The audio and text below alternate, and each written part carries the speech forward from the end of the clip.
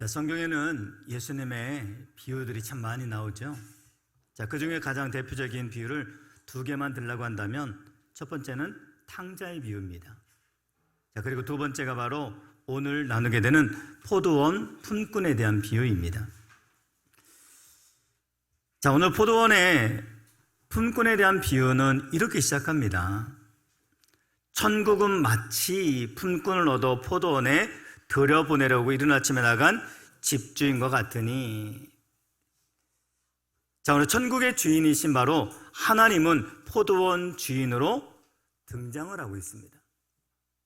자, 일반적으로 포도 수확은 8월 달에서요 9월에 한다고 합니다.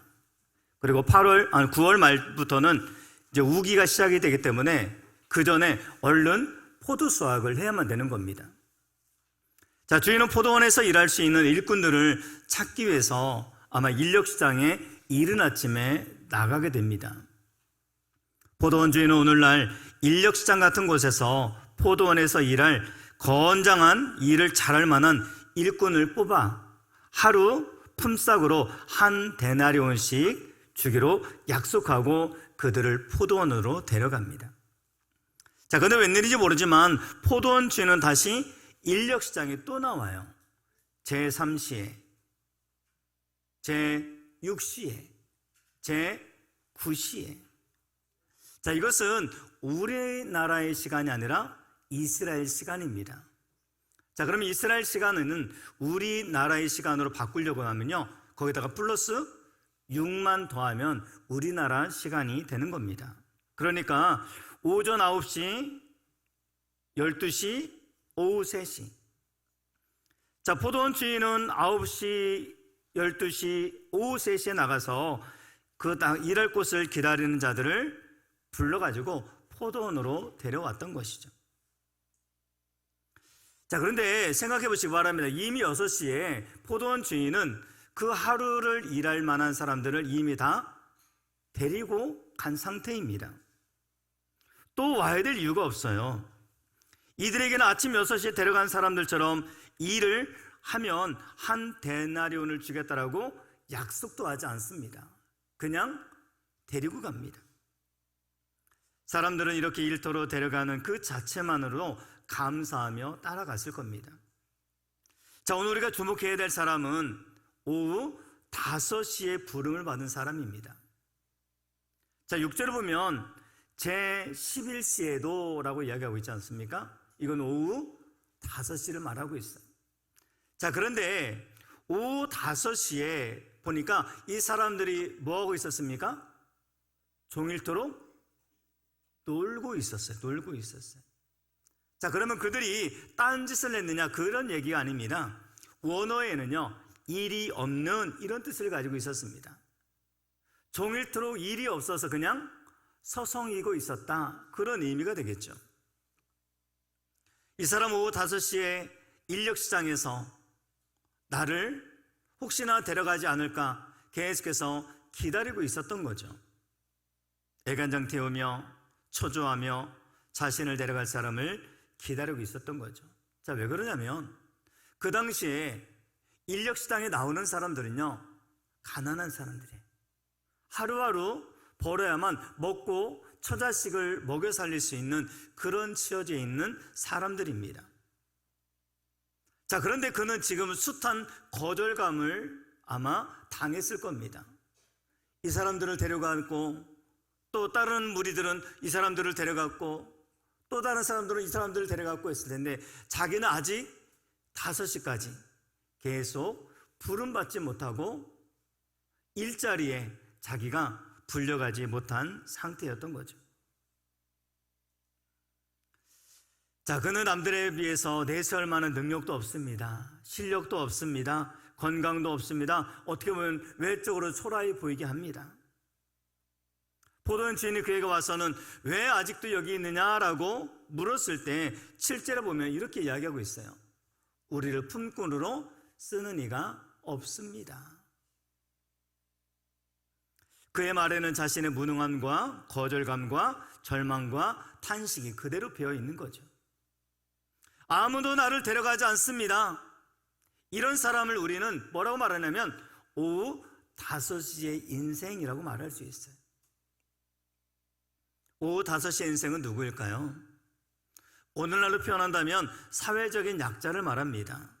하루하루 버티기 힘든 자가 바로 오후 5시의 인생이에요. 숱한 사람들로부터 거절감을 맛본 자가 오후 5시 인생입니다. 젊은이들로 비유한다면 연애를 하기만 하면 퇴짜 맞는 그러한 인생입니다. 직장인으로 얘기한다면 입사시험에 매번 떨어지고 진급시험할 때마다 떨어지는 자입니다. 주변 사람부터 아무도 관심을 받지 못한 자가 바로 오후 5시의 인생인 거죠. 남들은 다 성공하고 잘 나가는 것 같은데 아직 시작도 못한 자가 오후 5시의 인생인 것이죠. 운동선수를 얘기한다면 늘 만년 후보로 있다 보니 한 번도 경기장에 들어가 보지 못한 자가 바로 오후 5시 인생입니다. 남들이 대수롭지 않게 매일 누리고 있는 거, 먹고 자고 사는 것이 너무나 힘든 자가 오후 5시 인생인 거죠. 내일에 대한 아무런 희망이 없는 자, 오후 5시 인생입니다. 인생의 마지막 끝자락에 와 있는 자가 오후 5시 인생입니다. 내 힘으로 해결할 수 없는 너무나 큰 문제를 가지고 있는 사람, 하나님의 특별한 은혜 없이는 하루도 한순간도 살 수 없는 자가 바로 오후 5시 인생. 자, 그 사람을 누구라고 이야기할 수 있을까요? 옆에 있는 사람? 아닙니다. 바로 나 자신. 내가 바로 오후 5시의 인생이더라는 거죠. 여러분, 이런 오후 5시 인생에 희망이 있을까요? 여러분 어떻게 생각하십니까? 이런 오후 5시 인생에도 희망이 있을까요? 네, 있습니다. 그에게 마지막 남은 희망, 바로 하나님의 은혜가 있는 줄 믿으시기 바랍니다. 하나님의 은혜를 기다리는 장소에 언제나 있다는 거예요. 하나님의 은혜는 하나님의 은혜를 기다리는 자에게 누구에게나 나타나는 줄 믿습니다. 오후 5시 초조하게 고용주를 기다리는 그에게 갑자기 너도 포도원에 들어가라 라고 이야기하고 있는 거죠. 자, 이게 웬 축복입니까? 자기는 끝까지 안 될 줄 알았는데, 이게 웬 과분한 만남입니까? 이게 웬 기회입니까? 이게 웬 은혜입니까? 여러분, 은혜가 뭐죠? 은혜는 받을 자격이 없는 자에게 일방적으로 부어지는 선물이 바로 은혜 아닙니까? 포도원 주인의 입장에서 이 사람을 데려가야 될 아무런 의미가 없습니다. 포도원 주인은 포도밭에 할 일이 너무 많아서 이 사람을 데려가는 것이 아닙니다. 만약 일거리가 너무 많았다면 아침 일찍부터 건강하고 일할 수 있는, 일을 잘할 수 있는 사람을 많이 이미 데려갔을 겁니다. 그런데 포도원 주인은 이제 일할 시간이라고는 1시간밖에 남지 않았는데 인력시장에 와서 아무도 남아있는, 남들이 다 쳐다보지도 않았던 그 사람을 데려가는 것은 그 사람에게는 부어지는 큰 은혜라는 사실입니다. 진짜 더 큰 은혜는 이제 나타납니다. 8절 보시기 바랍니다. 저물매 포도원 주인이 청지기에 이르되 품꾼들을 불러 나중 온 자로부터 시작하여 먼저 온 자까지 삭슬 주라 하니. 날이 저무니까 포도원 주인은 청지기에게 오늘 집에 와서 일한 사람들에게 삭슬 좀 나눠줘라 라고 하면서 일부러 늦게 온 사람들로부터 그 사람에게 품삯을 주라고 이야기하고 있는 겁니다. 자, 이것에는요 주인의 숨은 의도가 담겨져 있습니다. 자, 9절 10절 보시기 바랍니다. 제11시에 온 자들이 와서 한 데나리온씩을 받거늘 먼저 온 자들이 와서 더 받은 줄 알았더니 그들도 한 데나리온씩 받은지라. 오후 5시에 온 사람에게 노동자의 하루치 품삯인 한 데나리온을 주는 것은 과분한 은혜라고 얘기하고 있는 겁니다. 여러분, 하나님은요 어떤 분이십니까? 가난한 자와 궁핍한 자를 긍휼히 여기시는 은혜가 많으신 분이라는 겁니다. 그는 가난한 자와 궁핍한 자를 불쌍히 여기며 궁핍한 자의 생명을 구원하며 라고 말하고 있어요. 또한 여호와는 은혜로우시며 긍휼이 많으시며 노하기를 더디하시며 인자하심이 크도다. 인자라고 하는 것은 히브리어로 헤세드, 은혜, 긍휼을 이야기하는 겁니다. 여러분, 1시간 일한 사람에게 하루치 12시간 일한 사람의 값을 받게 된다면 그 마음이 어땠을까요? 이게 웬 은혜입니까? 웬 떡입니까? 그는 과분한 대우, 과분한 은혜를 받은 거 아닙니까? 그는 생각지도 못한 큰 돈을 받는 순간 아마 가슴으로부터 울컥함이 일어났을 거예요. 난 오늘 1시간밖에 일 안 했는데 그냥 조금만이라도 받아 돌아가면 우리 딸, 우리 아들에게 무엇이라도 사줄 수 있으니 얼마나 감사한가, 이렇게 생각을 했는데 지금 생각지도 않은 하루 품삯 온전히 받았을 때 주인의 눈을 쳐다보면서 아마 눈물이 핑 돌았을 겁니다. 자, 여기까지 너무나 아름다운 이야기죠. 그런데 문제는 아침 6시에 온 사람, 오전 정오 12시에 온 사람, 오후 3시에 온 사람에게도 똑같이 한 데나리온씩 나눠준 겁니다. 돈을 받아든 사람들은 다 기뻐했는데 아침 6시에 온 자는 기뻐하지도 않고 도리어 불평을 터뜨리게 됩니다. 자, 12절 보시기 바랍니다. 받은 후 주인을 원망하여 라고 해요. 원망하여. 불평을 터뜨리고 원망하는 겁니다. 임금을 나눠줄 때 공평하지 않다는 겁니다. 상식적으로 생각해 보면 아침 6시에 온 자가 불평하는 것은 지극히 당연한 것 아니겠습니까? 어찌 1시간 일한 사람하고 12시간 일한 사람하고 임금이 똑같을 수 있습니까? 그런데 이 아침에 온 사람, 아침 6시에 온 사람의 문제가 뭔지 아십니까?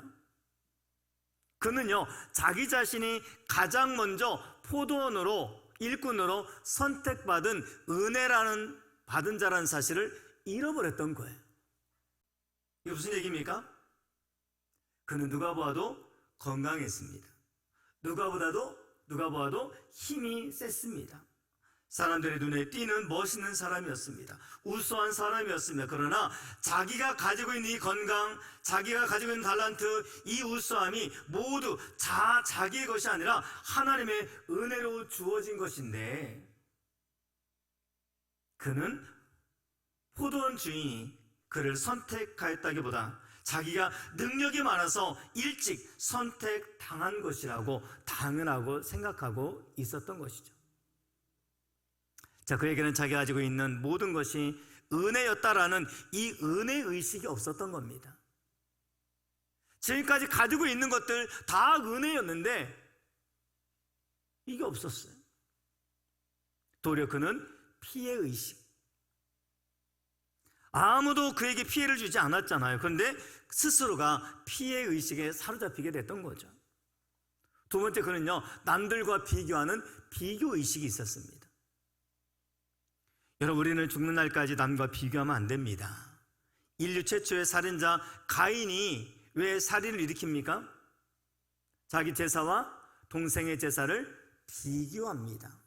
하나님은 내 제사는 안 받으시고 동생 아벨의 제사만 받았다라고 비교하면서 살인사건이 일어나게 된 거예요. 사탄은 우리 마음에 자꾸 남과 비교하게 합니다. 비교하면요, 시기심이 생깁니다. 그러면서 시기심이 성장하면 분노하고 더 성장하면 살인에까지 이르게 되는 거예요.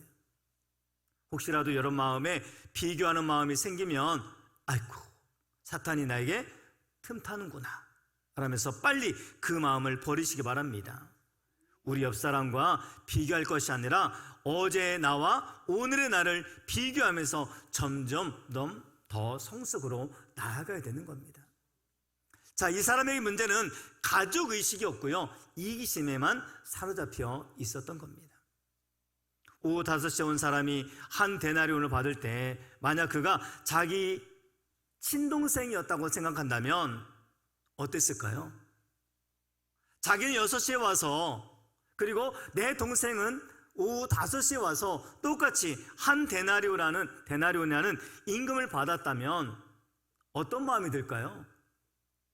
여전히 시기하고 분노하고 원망했을까요? 주인님, 이 오후 5시에 온 사람에게도 한 데나리온을 주셔서 감사합니다. 저 사람은 오후 하루 종일 일감을 기다리며 초조하게 지냈습니다. 그런데 마지막에 선택해 주셔서 일할 수 있는 자리 주시고 임금도 우리와 똑같이 주셔서 감사합니다. 이 사람이 내 동생입니다. 아마 그러지 않았을까요? 자, 여기에 불평하는 사람 누구죠? 우리는 잘 아는 사람 있잖아요. 어디서 본 것 같지 않습니까? 탕자의 비유에 큰형. 이런 사람을 뭐라고 말하냐면 집탕이라고 합니다. 집탕. 집안의 탕자. 이 집탕들은요, 불평을 많이 합니다. 내가 아버지와 더 가까이 있었던 것을 행복해야 되는데 그 동생이 돌아오면 동생을 얼싸안고 어서 와라. 아버지가 내가 널 얼마나 기다리는지 모른다 하면서 기뻐해야 되는데 그는 집안의 탕자가 되어서 아버지의 마음이라고는 하나도 모르는, 그러니까 가족의식이 없는 것이 문제였던 것입니다. 포도원 주인은 이렇게 은혜의식이 없고 남과 비교하고 가족의식이 없는 아침 일찍 온 이 사람에게 이렇게 말합니다.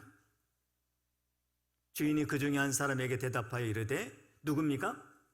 아마 6시에 온 사람이겠죠? 그러면서 친구여, 내가 내게 잘못한 것이 없다. 내가 분명히 너를 데려올 때 한 데나리온이라는 품삯을 주기로 약속하지 않았느냐?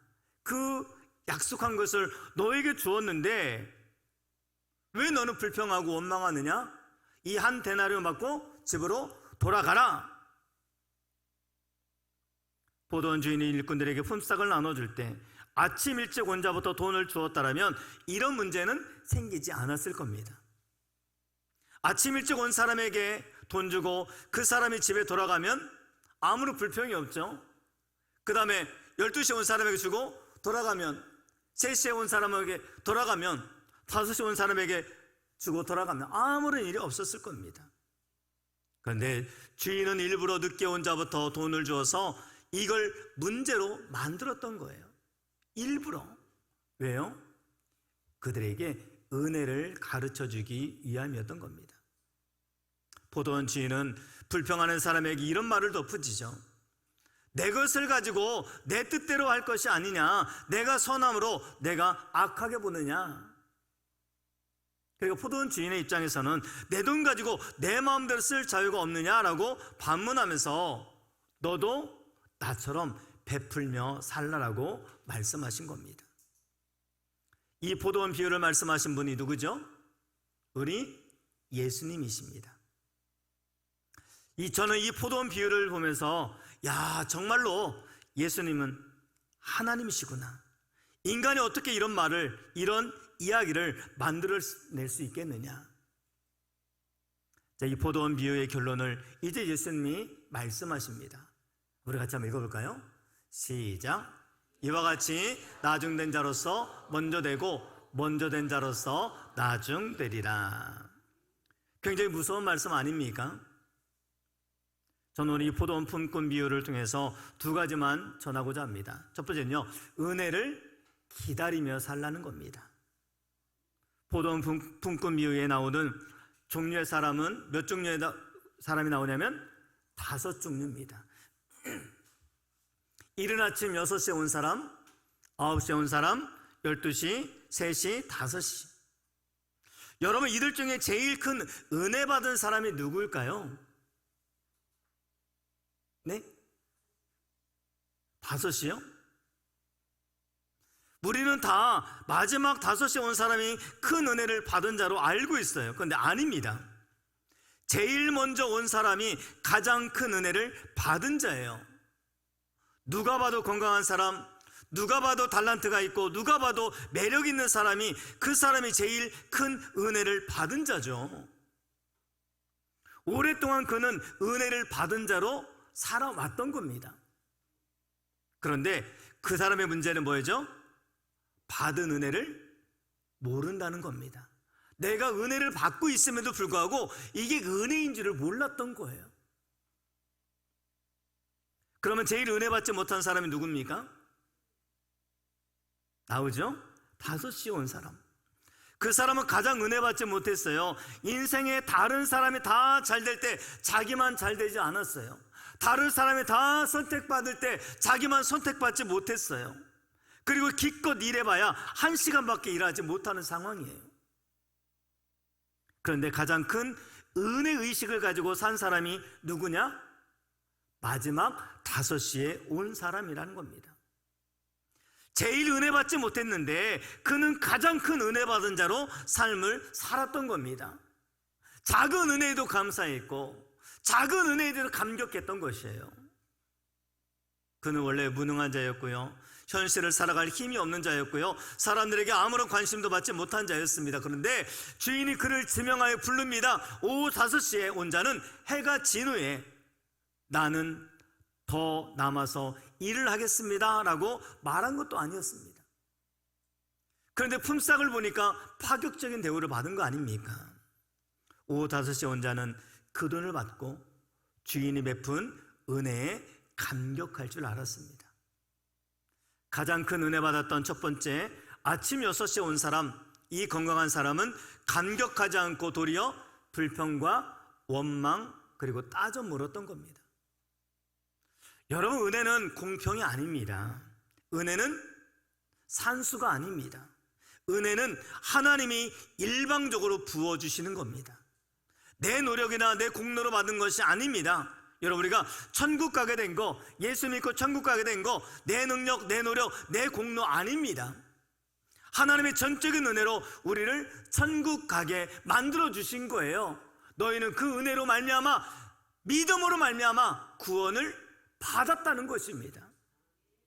우리가 천국 가게 된 거 하나님의 은혜입니다. 공짜로 주신 선물입니다. 우리를 어떻게 보면 창세전부터 우리를 택하셔서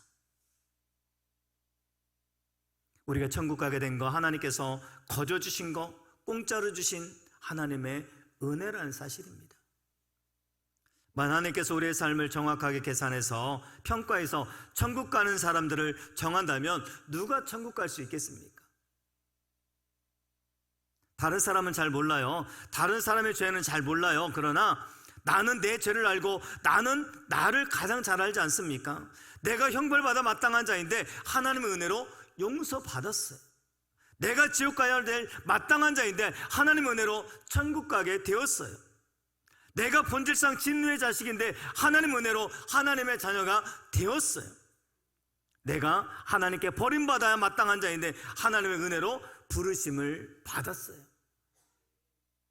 여러분, 하나님은 계산을 잘 못하는 분이신가요? 어찌 아침 6시에 온 자와 오후 5시에 온 자를 계산을 똑같이 합니까? 하나님은 분명히 말씀하십니다. 내 것을 가지고 내 뜻대로 할 것이 아니냐.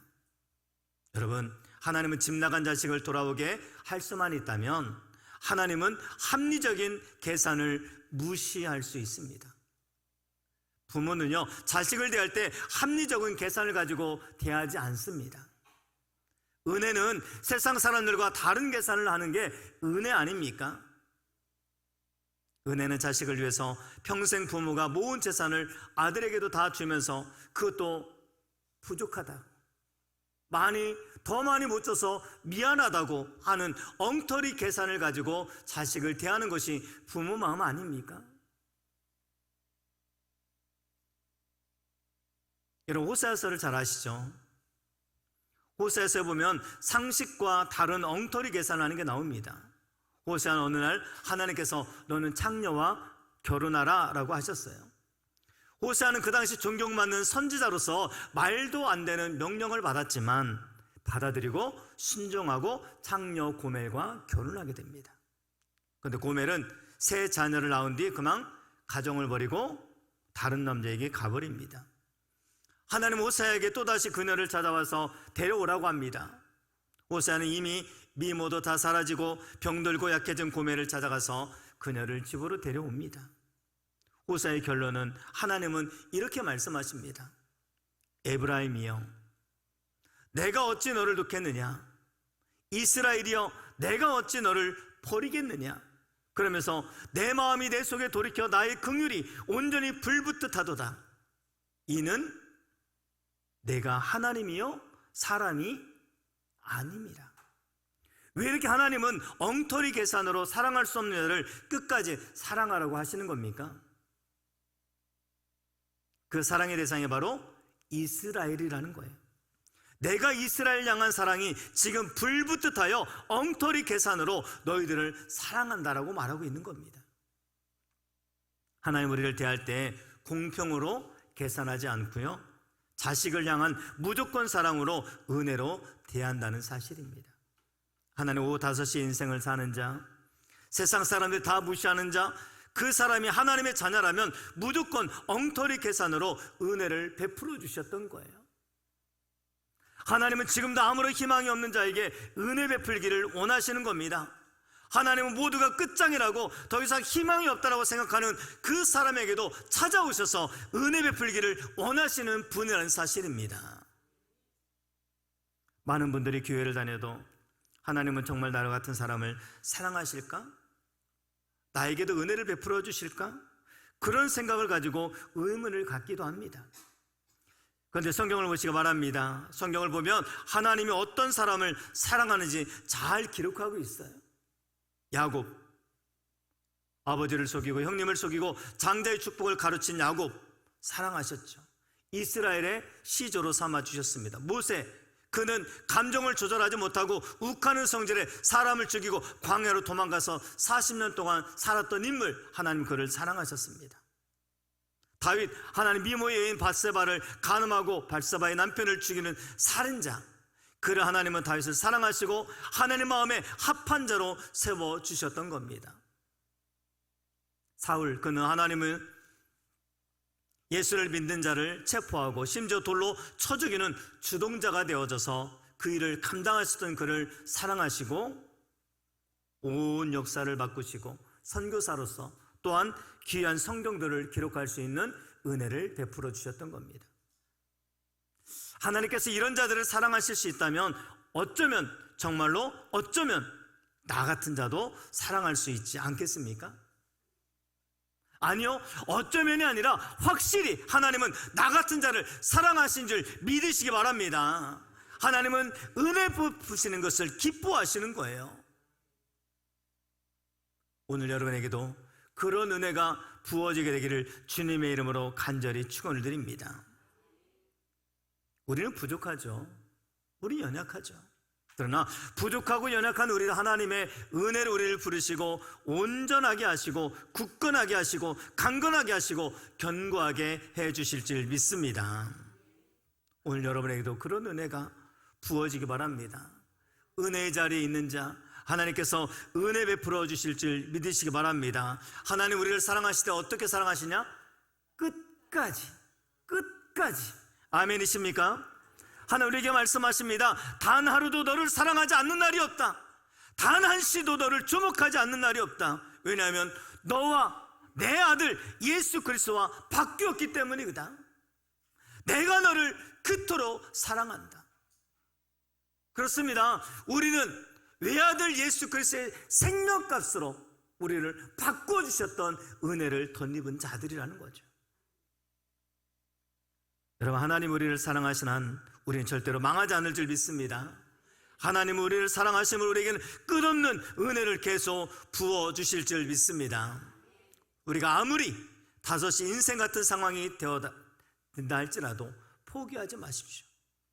여러분 인생에 내 힘으로 도무지 해결할 수 없는 문제가 눈앞에 있어도 포기하지 마십시오. 5시 인생에도 부어지는 은혜가 있다는 사실입니다. 두 번째는요, 그럼 우리가 은혜를 받았다면 은혜를 베푸는 자로 살아가야 됩니다.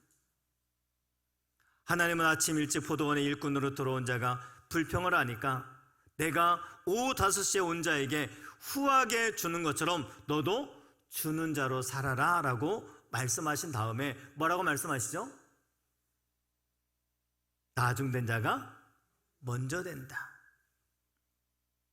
자, 이 말씀 안에는요, 먼저 된 자가 은혜를 베풀지 않으면 천국에서 꼴찌가 된다고 하는 무서운 메시지가 숨겨져 있습니다. 특별히 교회 오래 다닌 자들은 이 말씀을 꼭 기억하시기 바랍니다. 내가 받은 은혜를 당연히 여긴다거나 내 작은 의를 드러낸다면 그 모든 은혜는 헛수고가 되고 만다는 거예요. 모든 은혜는 사라져버립니다. 예수 잘 믿는 사람들 중에 딱딱한 분들, 좀 까칠한 분들도 있죠. 그 사람들은요, 탕자에 비어 나오는 누구냐면 집탕이에요. 집탕. 집안의 탕자, 교회 안의 탕자. 그 사람은 포도원 비어 나오는 일찍 부름받은 일꾼. 안 됩니다. 우린 큰 은혜를 받은 자이니까 이 은혜에 감격하고 내 주변에 있는 사람들에게도 은혜를 베풀며 사는 너그럽게 살아가는 사람들이 되어야 될 줄 믿습니다. 빌립보서 4장 5절 보면요, 너희 관용을 모든 사람에게 알게 하라. 주께서 가까우시니라. 그래서 주께서 가까우시니라 라는 것은 재림을 이야기도 하지만 너 오늘 죽을 수 있다는 말이기도 해요. 여러분, 나 자신에게 너무 너그럽지 말고요, 주변 사람들에게 너그러우시기 바랍니다. 우리 자신에 대해서 너무나 관대해요. 내가 한 것은 당연한 거고 다른 사람이 한 것은 칼날로 재단을 해요. 은혜를 말하면서 자신에게 너그러운 자 망하게 될 겁니다. 자기도 불행해지고 주변 사람도 그 사람에 대해서 불행해지고 말 겁니다. 그것은 은혜에 대한 오해예요. 은혜는 빈둥빈둥 놀면서 아무 일도 안 하고 어딘가 좋은 일이 나타나겠지, 은혜가 부어지겠지, 이건 은혜에 대한 오해입니다. 오후 5시에 온 자는 1시간밖에 일을 하지 못하므로 남들보다 최선을 다해서 열심히 일을 했을 겁니다. 그는 남들처럼 주인의 눈치나 보며 시간을 때우거나 빈둥빈둥 하지 않았을 겁니다. 그에게 주어진 1시간은 그는 최선을 다해서 나는 이 순간을, 이 시간을, 이 하늘을, 이 1시간을 최선을 다해서 할 것이다. 왜요? 은혜를 받았으니. 내가 은혜 받지 못할 자였는데 1시간이라도 일할 수 있는 은혜를 주셨으니 최선을 다해 살더라는 겁니다. 은혜 받은 자는요, 자기 관리를 잘합니다. 한번 따라서 볼까요? 나에게 철저하고 남에게 관대하자. 이게 돼야 돼요. 이걸 거꾸로 하면 안 됩니다. 그런데 우리는 너무나 나에게는 관대하고 다른 사람에게는 철저해요. 여러분, 우리는 모두 은혜를 받은 자로 이미 천국에 들어갈 자들입니다. 내 힘으로 천국에 들어갈 것이 아니고 하나님의 은혜로 천국에 들어갈 것입니다. 그러니 빚진 자의 의식을 가지고 나만 천국에 들어가는 자가 아니라 나로 인해서 천국에 들어가는 자로, 은혜를 베푸는 자로 삶을 사실 수 있게 되기 바랍니다. 특별히 불신자들에게 예수 전하는 것에 대해서 무한대의 마음이 열려지고 베풀 수 있게 되길 바랍니다. 우리가 새세명 전도축제 타이틀만 거는 것이 아니라 나만 천국 갈 것이 아니라 내 이웃도, 내 가족도, 나와 함께하는 사람들, 내게 허락되어진 많은 사람들도 은혜를 베풀어서 그들 또한 천국 가게 만들어 가야 될 줄 믿습니다. 사도 바울은 예수님에 대해서 실체를 잘 몰랐죠. 그는 유대 종교를 열심히 읽은 종교인으로서 삶을 살아왔습니다. 그런데 그가 예수님을 만나니까 그때부터 변화가 됐죠. 그에게 하나님의 은혜가 임하니까 변하게 됐던 겁니다. 그날로부터 그는 빚진 자로 삶을 살았던 겁니다. 그는 밤낮 가리지 않고 때를 얻든지 못 얻었지 예수를 전하는 자로 살았던 겁니다.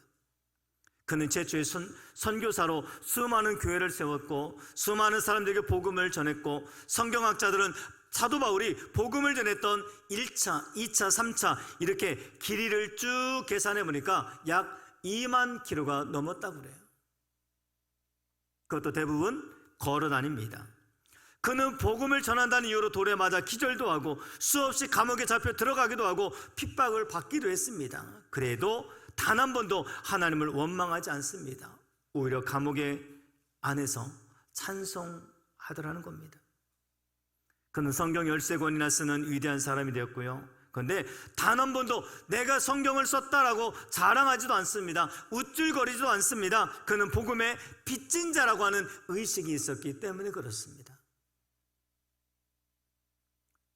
저도 신학대학에 들어가기 전에 추천서가 있습니다. 그리고 자기고백서, 자수서가 있습니다. 그때 가장 다른 것들은 잘 기억이 잘 나지 않아요. 그런데 한 말씀만 기억납니다. 저는 복음의 빚진 자입니다. 그것을 자수서에 썼던 기억이 납니다. 지금도 그것이 제 마음에 있습니다. 자, 그러면서 복음을 전하며 사는 사도 바울이 마지막에 뭐라고 말합니까? 내가 나 된 것은 하나님의 은혜로 된 것이니 내가 주신 그 은혜가 헛되지 아니하여 내가 모든 사도보다 더 많이 수고하였으나 내가 한 것이 아니요 오직 나와 함께 하신 하나님의 은혜로라. 여러분, 하나님에게 받은 은혜를 생각하는 자는 자신의 수고나 공로를 절대로 내세우지 않습니다. 그 사람은 자기 수고나 공로를 내세우는 사람은 아직 은혜가 뭔지 모르는 자인 거죠. 바울은 예수를 위해서 죽는 것은 그것도 유익하다라고 말을 했습니다. 여러분, 내가 예수 믿고 천국에 들어가는 거 놀라운 하나님의 은혜입니다. 오늘 내가 지금 호흡하고 내가 살아있는 거 이거 하나님의 은혜입니다. 내가 삶의 이유와 목적을 알고 찬양과 감사로 인생을 살고 있는 것 하나님의 은혜입니다. 여러분, 은혜 받았으면 더 많은 은혜를 나누는 자로 삶을 사시길 바랍니다. 오늘 말씀을 저는 두 가지만 기억하십시오. 어떤 상황에도 은혜를 기다린 자가 되십시오. 내가 지금 5시라고 생각되어진다면 분명히 하나님의 은혜가 나에게도 임하게 되어질 줄 믿습니다. 또 받은 은혜를 흘려보낸 자로 삶을 사시기를 바랍니다. 이미 예수 그리스도를 믿는 순간 값을 매길 수 없는 가장 큰 은혜를 받은 우리 아닙니까? 이제 이 은혜를 나만 누리는 것이 아니라 우리 가족에게도 이웃에게도 나와 관계하는 모든 사람들에게도 은혜를 나눌 수 있는 저와 여러분 되기를 주님의 이름으로 축원을 드립니다. 자, 우리 이 시간 한번 찬양하기 원합니다. 우리 삶을 돌아보면 정말로 단 한순간도 하나님의 은혜가 아니면 설명할 길이 없습니다. 내가 바로 아무도 거들떠보지 않았던 오후 5시의 인생임을 고백하며 그런 나를 붙들어 주시고 또한 불러주시고 품어주신 그 놀라운 사랑을 한번 가지고 함께 찬양하도록 하겠습니다.